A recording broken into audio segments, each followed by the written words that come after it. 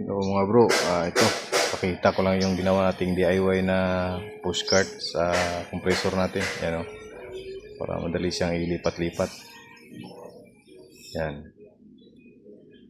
So ito, nilagyan ko pala ng external pump at radiator. Yan, ito yung radiator. Tapos ito yung external pump.